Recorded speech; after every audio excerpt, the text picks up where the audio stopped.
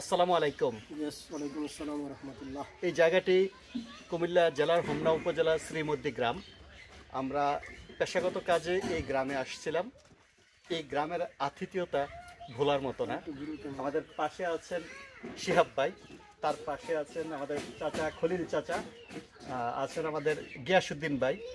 আসলে গ্রামের মানুষের যে আন্তরিকতা, এই যে আমরা আপনাদেরকে যেটি দেখাতে চাচ্ছি, এই যে পেঁপে খাচ্ছি, এখানকার গাছের পেঁপে পেরে দেওয়া হয়েছে আমাদের জন্য, আমরা এটি খাচ্ছি।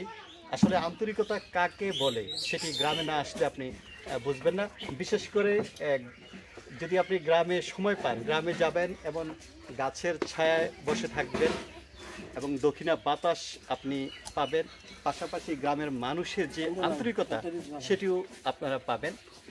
আসলে আমরা ব্যস্ত থাকি সবাই, তার মধ্যে যদি আমরা সময় করে গ্রামে যাই তাহলে আমরা এই সময়টুকু উপভোগ করতে পারি। এই যে সবাই বসে দেখেন, আমি সহ সবাই বসে খাচ্ছে এবং এই পেঁপেগুলো কিন্তু এইমাত্র পারা হয়েছে, তারপরে এগুলো খাওয়া হচ্ছে।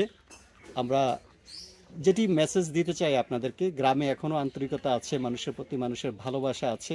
যে ভালোবাসার বহিঃপ্রকাশ এখানে এই যে আমাদের ভাই শিহাব ভাই আমাদেরকে পেঁপে খাওয়াচ্ছেন, খলিল চাচাও আছেন।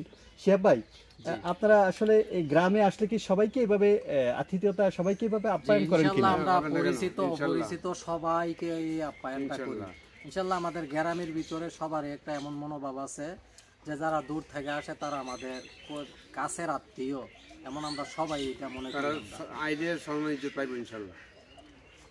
তো যেটি বলছিলাম যে আসলে গ্রামে এভাবে আড্ডা মারা, এভাবে গাছের নিচে বসে থাকা, পেঁপে খাওয়া, শুধু পেঁপে না, গাছের থেকে মাথার ভিতরে পড়ছে আর আমরা এনে টুকরো করে খাইতেছি। তো ভালো থাকবেন সবাই, হ্যালো বাংলাদেশের সাথে থাকবেন সবাইকে, আল্লাহ হাফেজ।